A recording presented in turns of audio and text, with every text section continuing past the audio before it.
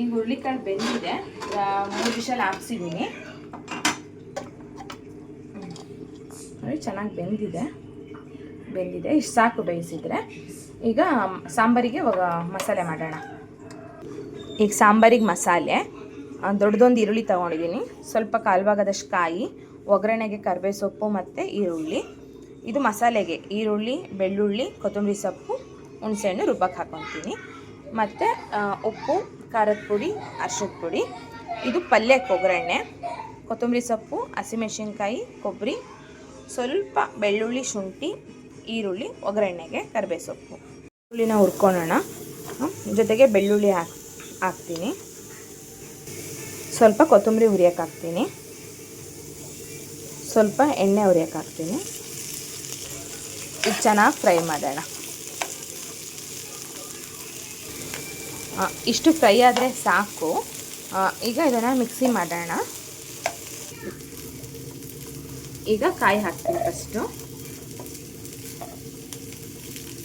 ಆಮೇಲೆ ಜೊತೆಗೆ ಇಷ್ಟು ಹುಣಸೆಹಣ್ಣು ಹಾಕ್ತೀನಿ, ಮಸಾಲೆ ಹಾಕ್ತೀನಿ. ಈಗ ಮಸಾಲೆಗೆ ಸ್ವಲ್ಪ ಅರಿಶಿನ, ಈಗ ಖಾರದ ಪುಡಿ,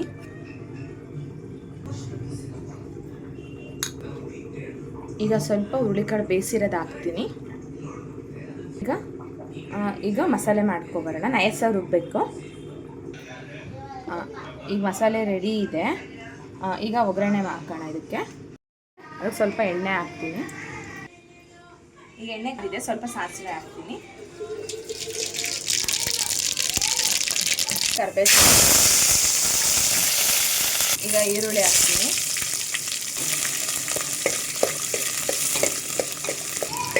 ಈ ಒಗ್ಗರಣೆ ಆಗಿದೆ. ಇದಕ್ಕೆ ಈಗ ರುಬ್ಬಿರೋ ಮಸಾಲೆ ಹಾಕ್ತೀನಿ.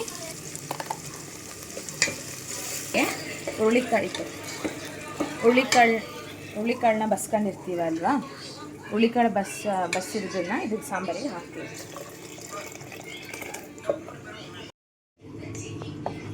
ಈಗ ಉಪ್ಪು ಖಾರ ನೋಡಿ ಇದು ಚೆನ್ನಾಗಿ ಕುದಿದ್ರೆ ಸಾಂಬಾರು ರೆಡಿ ಆಗುತ್ತೆ. ಈಗ ಪಲ್ಯಗೆ ಒಗ್ಗರಣೆ ಹಾಕೋಣ. ಸ್ವಲ್ಪ ಹಸಿಮೆಣಸಿನ್ಕಾಯಿನ ತರಿಯಾಗಿ ರುಬ್ಬಿಕೊಳ್ಳೋಣ.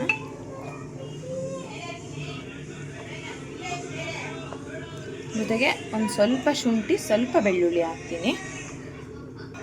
ಈಗ ಪಲ್ಯನ ಇದನ್ನು ತರಿಯಾಗಿ ಪಲ್ಯಕ್ಕೆ ರುಬ್ಕೊಂಬರೋಣ. ಇಷ್ಟಾದರೆ ಸಾಕು. ಈಗ ಪಾತ್ರೆ ಕಾದಿದೆ, ಇದಕ್ಕೆ ಎಣ್ಣೆ ಹಾಕ್ತೀನಿ.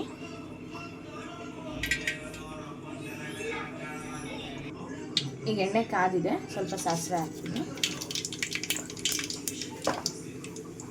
ಸ್ವಲ್ಪ ಕರಿಬೇವು,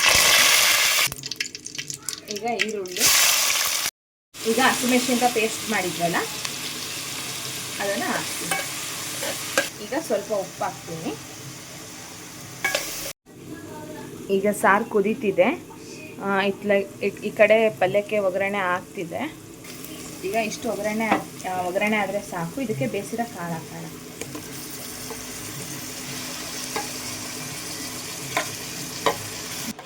ಈಗ ಮಿಕ್ಸ್ ಮಾಡೋಣ.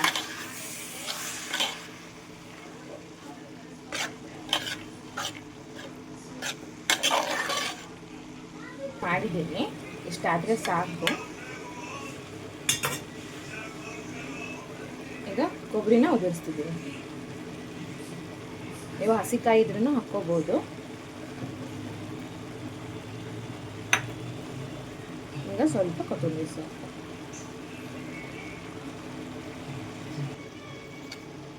ಈಗ ಕಲಿಸ್ತೀನಿ. ಈ ಪಲ್ಯ ರೆಡಿ ಆಗಿದೆ.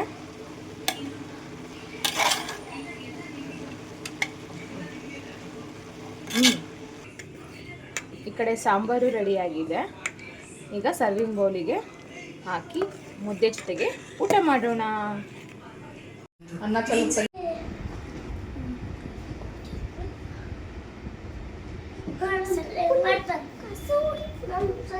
ಸಖತ್ತಾಗಿದೆ. ಎಲ್ಲರೂ ಮುದ್ದೆ ಊಟ ಮಾಡಿ. ಮುದ್ದೆ ಉಂಡವ್ರು ಯಾವತ್ತಿದ್ರೂ ಗಟ್ಟಿಯಾಗಿರ್ತಾರೆ. ತುಂಬ ಚೆನ್ನಾಗಿದೆ.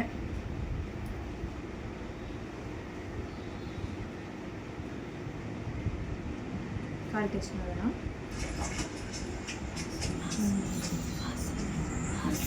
ಮಳೆಗಾಲದಲ್ಲಂತೂ ಮಸ್ತ್ ರೆಸಿಪಿ.